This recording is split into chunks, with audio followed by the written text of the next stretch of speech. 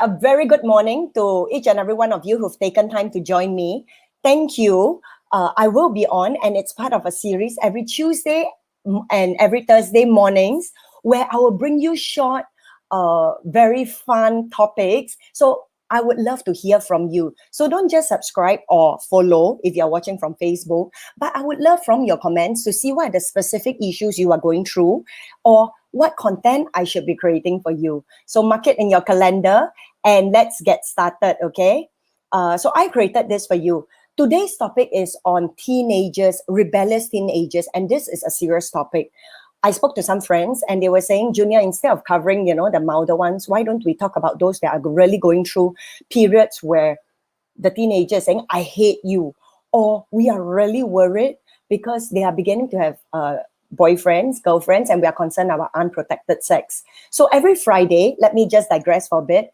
Every Friday, I'm having moms talk with a couple of moms where it's interactive. So this is one way, it's just a video, but every Friday it's going to be interactive. So join us. The link is in the page or the group. And before we go into rebellious teenagers and the P.L.A.Y method, P.L.A.Y, I want to spend some time debunking 3 myths, just 3 myths, okay? And the first one, we assume we can control their actions. And I'm going to give the context a little for this. My challenge is this. We all know this at the back of our head. No, Junior, I cannot control my kid, so I'm going to move very quickly. So for example, if I tell my kid, don't slam the door, can we control the action as they walk away and slam the door? No, we won't be able to, right? Very quickly, number 2, we assume we can control their behavior. And this is where I want to say, it's not our fault. What I mean by that is at the back of our head, we say, yeah, what? I know I cannot control them. Yet, we still believe we can control, and it's not our fault because, you see, in the evolution of mankind, the young is dependent on the parents, right, to teach them or to socialize them into this world. So if we look at a lion, a young cub follows the mom. Everything the mom does, because the mom is responsible, or the dad is to show how things are, what the culture is, how they actually survive. And likewise for us, right? Imagine our baby, our infant, come toddler. Our toddler looks with big eyes, passively absorbing and learning very diligently and intently. So many parents, and I write that in this book, right? When I talk about, this is a very big topic about control, where I talk about stewardship and ownership. Even though a lot of us know in our heads that we don't own our children, that our job is to guide them through life as a good steward would, we unconsciously get addicted because they are so cute and they listen to everything we say all the way up to 2 years old. And then something happens. So I joke, right? At terrible too, suddenly they scream, they assert their independence. And then we are like, what happened to my little angel? And this is where I want to take some time to say, it's not surprising if we actually understand it. Because you see, when the physical body of the child grows, we are like, yay, that's healthy, that's normal, you're good weight, good height, correct? And yet, what we fail to see is the inner expansion of the faculties, whether it's their intellect, their emotions, or their will. And as this begin to develop, isn't it funny, right? So I challenge, right, in my book when I ask, and the naked parent can be gotten at the modernasianmother.com, and then I'll send you a copy, where we actually ask, right, I mean, it's normal when we see a child, we don't say, hey, if they grow, we are like, that's healthy. But isn't it interesting that we are least prepared for their mental, emotional, and intellectual growth? So I would assert, if they are not challenging us, then that would be abnormal. So I wish there was a yardstick, because we do have that health booklet to chart their physical growth.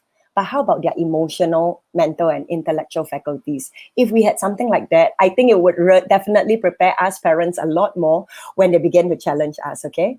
And so I'm here to say it's not our fault, because we get spoiled all the way, and then after a while we get addicted to the thought that they should be obeying us. But in reality, no. And I don't want to go through the whole ages from toddler all the way to primary school, because it's only at teenage years for those that we begin to see the cracks or the damages that are accelerated by then already, okay? So, and finally, the third myth at teenage is we assume it's a phase, so we quietly resign. Never mind, it's just a growing up phase. Friends are more important to them now. They will get over it. Or some give up, like, never mind, just leave him to his own devices, or don't want to talk to me, never mind, lor. And many of us repeat the same actions that don't work. So we know it doesn't work, but we don't know how else can we make it work. Am I right? So this is where I want to say, while we cannot control our children, what's beautiful in Stephen Covey's circle of influence, I won't go into it, but basically imagine just a circle, okay? There are many things in life we can't control. Specifically, I want to zoom it out down to our relationship with my teenager. If by this time my teenager is considered rebellious and really on the extreme side, I cannot control that my teenager doesn't want to talk to me, is addicted to games, rather hang out with their friends more, or is using vulgarities at home. But, and instead of focusing on that, right, don't use vulgarity, you should respect your mother, come back early. Curfews don't work by then. It could potentially escalate to something worse, okay? I would say we can focus our control on connecting with them. And when I say that, a lot of people say, yeah, but Junior, so this is just a short litmus test for you, right? I used to think that I connected with my daughter until I began to ask myself if I know the answers to these questions. So let me read it out to you. Do you know what's their favorite color? Because when we talk about a connection, it's like connecting with your best friend, with someone that you know intimately. Second question, do we know who are 3 persons they enjoy hanging out with the most? Not just the names of the friends, and why? What is it about their friends' company that they really enjoy? And as we truly listen with no judgment, but just to listen. And finally, when he or she is sad, what are 3 things that makes them happy? Are we out of touch? And I'm asking you these questions, not to make anyone feel guilty, but for us to begin to ask these questions for ourselves to them. We don't have to go and ask them point blank, right? But begin to discover our kids again. Begin to discover our teenagers. Because remember when they were young and so cute, we were discovering them. We were so patient. And then the older they grow, the less our patience tank, right? Okay, and then I want to move on to the second myth, right? Where I talk about, I want to move on to the where we talk about, we assume we can control. This is where I want to say, in this book, get it, like really get it. I wrote it like last year and I didn't publicize it at all. But in the chapter 4 on authority, I talk about what do we do when traditional models of authority no longer works. So when they were young, the traditional is where this is how it's always been done. My mom always did this, so you should be listening to me, okay? Positional is where I'm your mom, so you do what I am telling you to do. So it seems to be easy to implement this too when they are younger. But in teenage years, this too no longer work. They are really quite outdated. And I introduced 2 more models where I talk about the charismatic, where it's by who we are as a human being that we influence them, and the expert, because when we look at someone who is an expert, they earn. So this too comes from the pretext of earning their respect, earning the ability to influence their life, earning that authority instead of taking and assuming the first 2 authority. So get the book. It's really an amazing read from people who've read it, okay? And finally, myth number 3, it's not a phase. Your child wants to connect with you. And I say this from experience. So I was definitely a rebellious teenager. And I remember one of the mediating sessions I had with my mom and dad. I was so mad. So my dad would typically get my mom to say her point, me to say my point, and then he would try to be the middleman to reconcile us. After she said all she said, I remember this one day, I looked at my mom, I looked at my dad, and my dad was like, okay, Ian, what's your point? I said, I have nothing left to say. I don't give a shit for this relationship anymore. And as I said that, I cried, I walked away. But deep in my heart, there was so much pain. When I said I don't care anymore, it wasn't that I didn't love my mom. It was I didn't know how to care anymore. I didn't know how to make it any better. And it was easier to give up.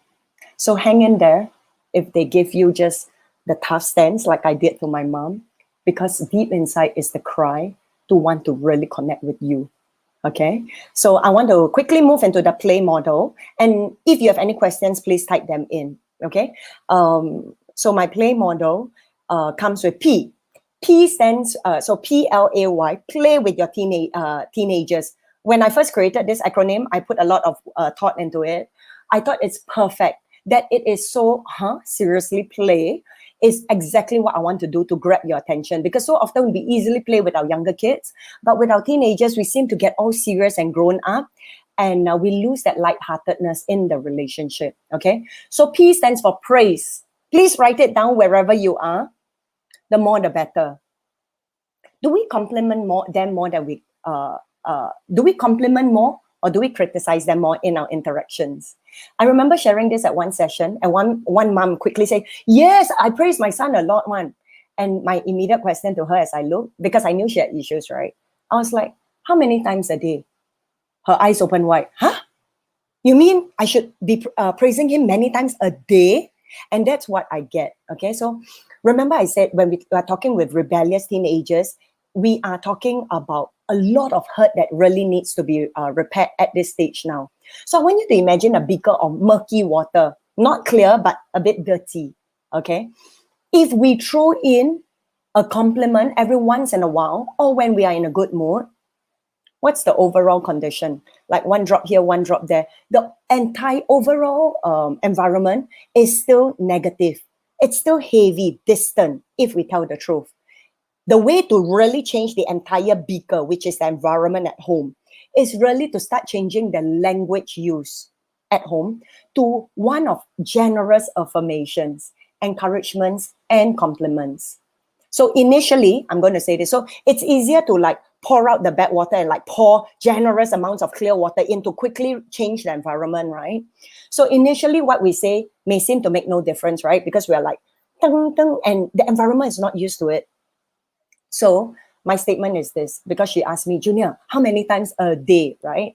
How much depends on how quickly you want to see results. The more you sow positive and genuine praise, the faster the environment of the murky water clears. So yes, it will definitely take time, but don't lose heart. And I want to say, my environment used to be filled with angry shouts, starting with me and my husband, right? We were always arguing every single day. Naturally, the kids express what they observe, and you can imagine how murky our water is, right? Not just spouse fighting, but mom scolding the kids and kids shouting at each other. So take heart, okay? Because when you look at the happy laughing Sentosa pictures today, I mean, for those of you who's following my Facebook page, and I've decided to come out in the open, so every day I'm going to be posting at least one, compared to Junior who never posts 2 years ago, okay? That picture that we are laughing and playing at Sentosa is a lot of hard work. And the best part, it only takes one. So for those of you who seem alone, like you are the only mom or the father and you are listening and you're like, oh, but my partner is not aligned with me. Really? My husband was not aligned with me when I first started either. It started with me.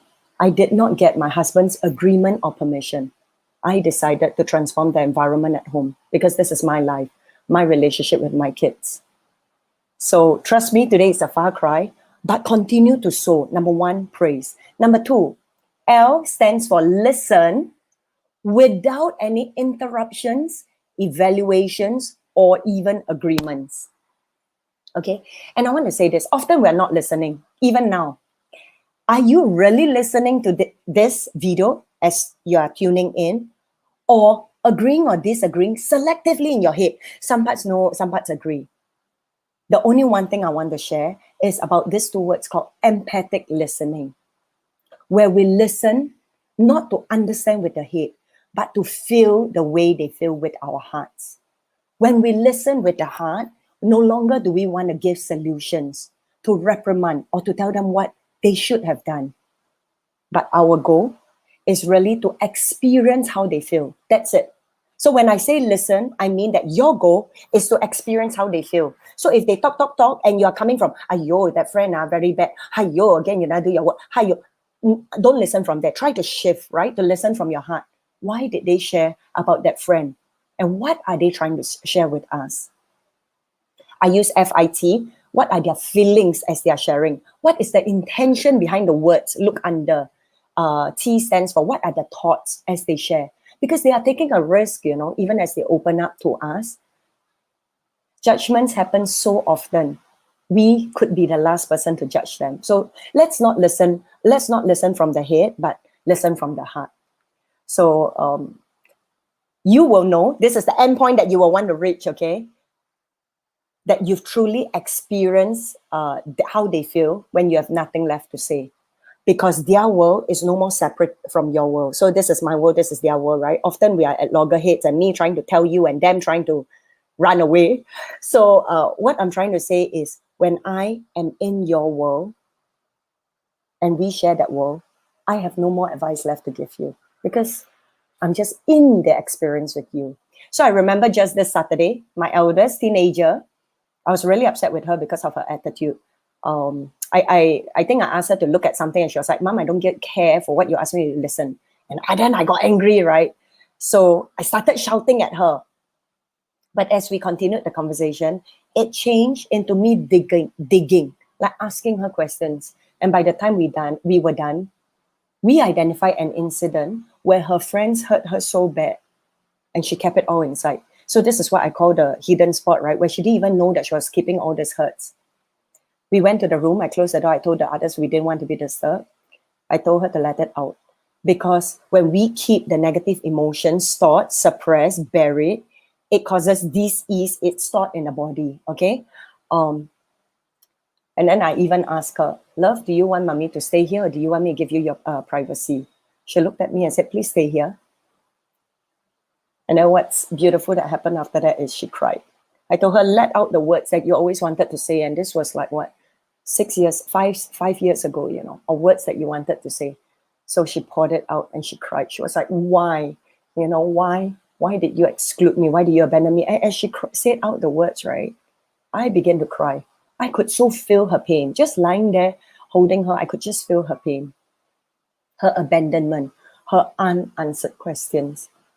And in just a very short period after, you know, heaving all that out, she looked at me and said, thanks, Mom. The beautiful part, we had healed an inner wound she didn't even know she had.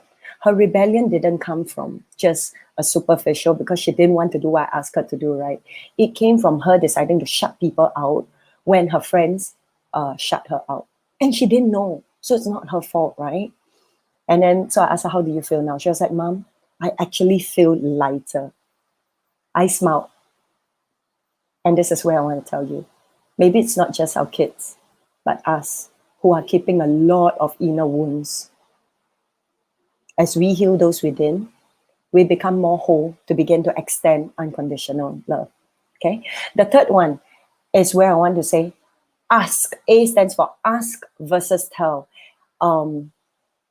How's your interaction with your kid last night, during or after dinner? I want us to take some time to just think.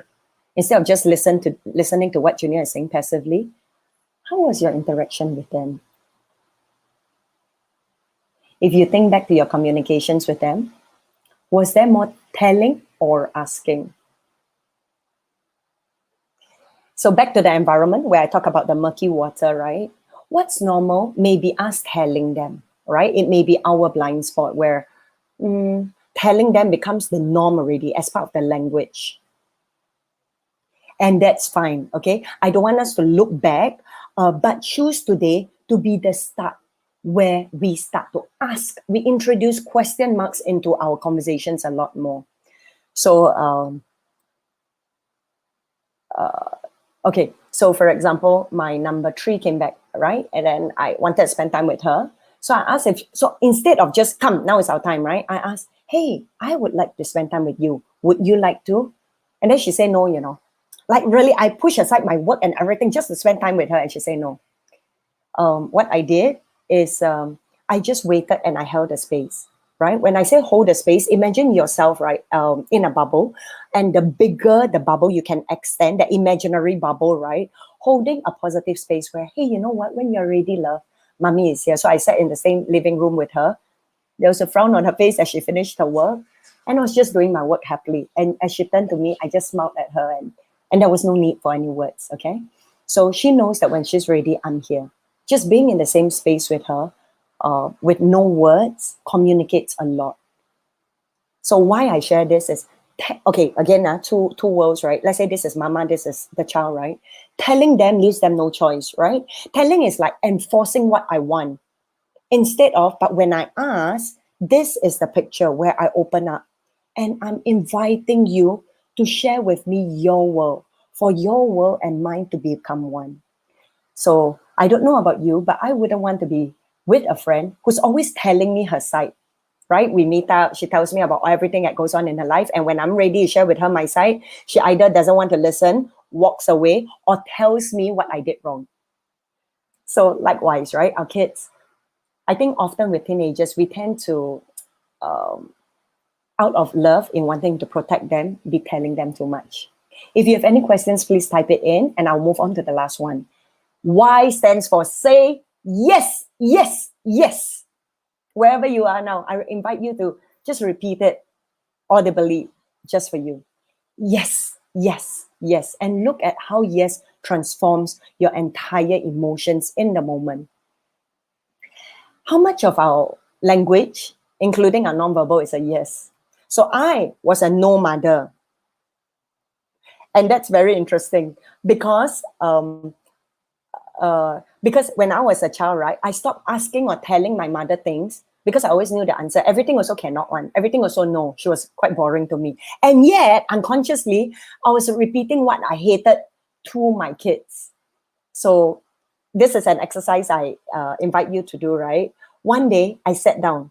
I wrote a list of what I said no to, right? Sweets, chocolate, soft drink, phone. As I look at my long list, I was so righteous. Of course, this is for their good, ma. I mean, I say no because I love them, I'm trying to protect them. I still got scientific backing on the nutritious food that they should be eating instead of all the junk, correct? And yet, what I was losing out on was the relationship if I told the truth. Their dad was more popular because he would buy them ice cream and the snacks. With me, they never even ask, He'll say, who want to go grocery shopping with me? Everyone go. Who want to go with mama? Nobody want to come. And in that space, even as I wrote the list, I was still so justified. Someone has to be the parent around here, right? With the father acting like the kids. So you decide. Do the exercise as you look at your list. Decide, you don't have to cross them all out. What are things you can start saying yes to? The tip is, I realized that I became more fun once I started saying yes. It wasn't just saying yes to the kids. So I started saying yes to ice cream, right? Even though I cringed initially. And when I saw the joy that it brought to their faces, I was like, it's worth it after dessert. But of course, I made them work for it, right? But it brought them joy. But the biggest reward, I became a yes to life. So I know I'm going even deeper, right? But instead of a grouchy no to opportunities, to laughter and abundance, when I said yes, when my language began to change with my kids and I began to allow and increase my space to say yes. I mean, they understand all the logical parts already, right? I mean, there's so many things we do in our lives that may not serve our bodies or us, and we still do it as adults. So I began to really cut them some slack. Okay, so that's all I have for today. I trust today's session was most insightful and practical. Do again, please comment on the topics you want me to cover. I look forward to seeing you every Tuesday and Thursday at 8 a.m. Do share the replay with your friends if you found it useful. And this book, The Naked Parent, talks about really how to connect with our children, where I start first connecting with me as a woman, and then in understanding their needs, and then I talk about authority and many other bigger topics. So modernationmother.com if you want to get a copy of yours. It's at $18. This is Junior Tan, Modern Asian Mother, signing off. You have a blessed day. Bye.